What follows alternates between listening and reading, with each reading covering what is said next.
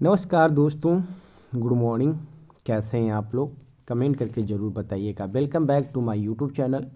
मेरे YouTube channel में आपका स्वागत है दोस्तों। एक बड़ी खबर, एक बड़ी अपडेट इस वीडियो में देने जा रहे हैं।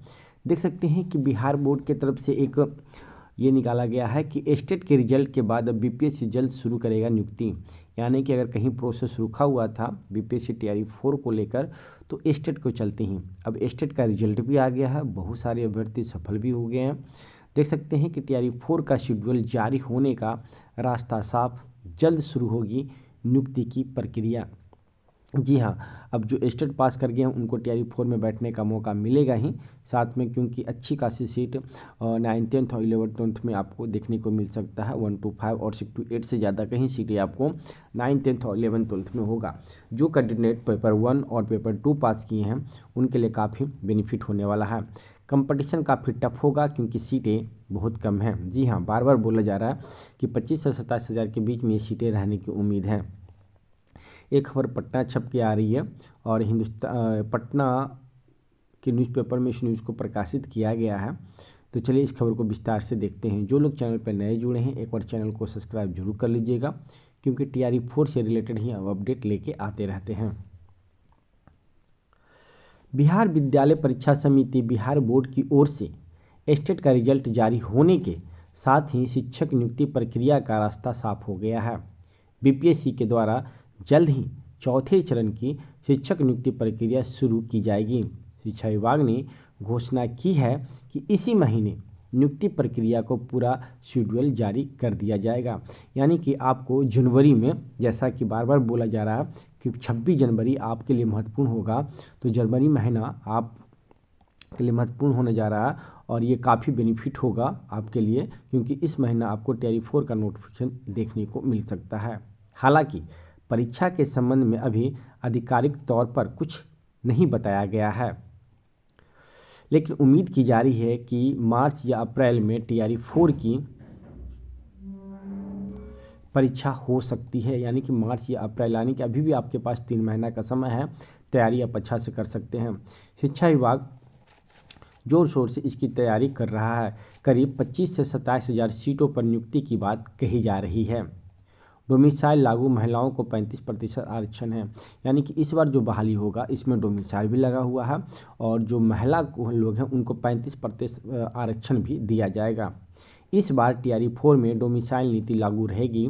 डोमिसाइल यानी कि अधिवास नीति को लेकर महत्वपूर्ण बदलाव किए गए हैं। वर्ष 2025 में मुख्यमंत्री नीतीश कुमार द्वारा की गई घोषणा और कैबिनेट की मंजूरी के अनुसार टीआरई 4 में डोमिसाइल नीति प्रभावी रूप से लागू रहेगी। देखिए यहाँ पे कहा जा रहा है कि कंपटीशन काफ़ी टफ होगा क्योंकि सीटें कम हैं। इस बार कंपटीशन काफ़ी टफ होगा क्योंकि सीटें कम हैं और स्टेट की परीक्षा इस दौरान 2 बार हो चुकी है। दोनों का ही रिजल्ट भी जारी हो चुका है। सिर्फ इस बार 2,56,301 अभ्यर्थी सफल हुए हैं। पिछले साल भी 2,97,747 अभ्यर्थी उत्तीर्ण हुए थे कुल, यानी कि 70.25% सफलता दर थी। इसके अतिरिक्त कुछ अभ्यर्थी ऐसे भी हैं जो पूर्व की बहालियों में सिलेक्ट नहीं हो सके, वो भी टीआरई 4 का इंतज़ार कर रहे हैं। यानी कि कैंडिडेट ज़्यादा है इस बार भी, जो पास किए हैं वो, और पहले जो सेलेक्ट नहीं हुए हैं उनका कैंडिडेट बचे हुए हैं, तो दोनों मिला के बहुत सारे अभ्यर्थी हो गए हैं।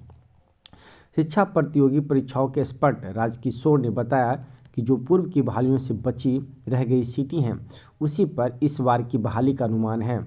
इस दौरान जो सीटें खाली हो रही हैं उस पर टीआरई 5 के दौरान नियुक्ति प्रक्रिया होगी। इस बार चूँकि सीटें कम हैं, कंपटीशन बहुत ही टफ है। हमने आपको बताया कि टीआरई 4 में सीटें कम होगी और टीआरई 5 में सीटें ज़्यादा होगी। अब टीआरई 4 के महत्वपूर्ण बिंदु क्या है वो आपको हम बताने जा रहे हैं। देख सकते हैं कि नई नीति के तहत कुल रिक्तियों का लगभग 85% यानी कि सटीक रूप से 84.4% पद बिहार के मूल निवासियों यानी कि डोमिसाइल वालों के लिए आरक्षित रहेंगे। केवल 15% सटीक रूप से 15.6% सीटें ही आरक्षित यानी कि जनरल श्रेणी में रहेगी, जिन पर अन्य राज्यों के अभ्यर्थियों और बिहार के समान अभ्यर्थी प्रतिस्पर्धा कर सकेंगे। उन अभ्यर्थियों को प्रथम प्राथमिकता दी जाएगी जिन्होंने अपनी मैट्रिक 10वीं और इंटरमीडिएट 12वीं की शिक्षा बिहार से पूरी की है।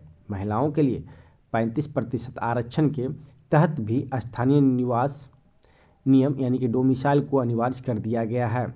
आरक्षण का लाभ लेने के लिए अभ्यर्थियों के पास बिहार का वैध अस्थायी निवास प्रमाण पत्र होना अनिवार्य है।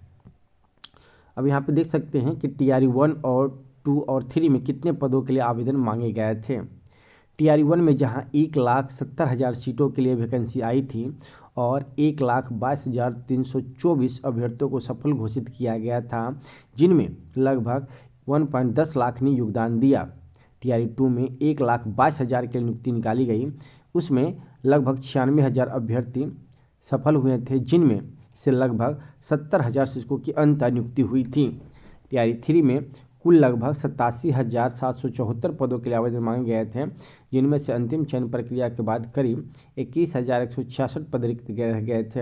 अब TRE 4 में 25 से 27,000 सीटों पर ही रिक्तियों की बात कही जा रही है। तो एक छोटा सा अपडेट हमने दिया दोस्तों कि TRE 1, 2, 3 में कितनी सीटें आई थी, कितने पे बहाली हुआ था वो डिटेल था। TRE 4 में लगभग कितने सीटों पे बहाली होगी वो डिटेल दिया गया है, और TRE 4 में कैसे कैसे नियम लागू होंगे उसके बारे में जिक्र करके हमने बताया है। तो ये सारा चीज़ आपके लिए बेनिफिट होने वाला है। अगर आप मन से तैयारी कर रहे हैं तो तैयारी करते रहिए। अगर बात करें, लोग ज़्यादा कमेंट करके पूछते हैं कि सर सीटें कितनी होगी 1 to 5, 6 to 8 और 9th 10th 11th 12th में, तो आपको हम बता देते हैं कि सीटें अगर 25 से 27,000 के बीच में अगर आपके पास आती है TRE 4 का, तो 1 to 5 के लिए आप 4 से 5,000 रख सकते हैं, ये बहुत काफ़ी है। या इससे थोड़ा सा ये देखना होगा, क्योंकि 10 से 12,000 सीटें आपको 9th 10th 11th 12th में देखने को मिल सकता है। आप उसी में उसको बांट कर लीजिए, 50% आप कर लेते हैं। अगर 12,000 सीटें 9th 10th और 11th 12th में दिया जाता है और उसको 50% हटा दिए जाते हैं 1 से 8 के लिए, तो समझिए 13,000 सीटें और होंगे। तो 13,000 में अगर 8 से 9,000 1 to 5 के लिए रख सकते हैं, 3 से 4,000 आप 6 to 8 के लिए रख सकते हैं, क्योंकि बहुत सारे जिलों में 1 to 5 का रिक्ति भी नहीं बताया गया है।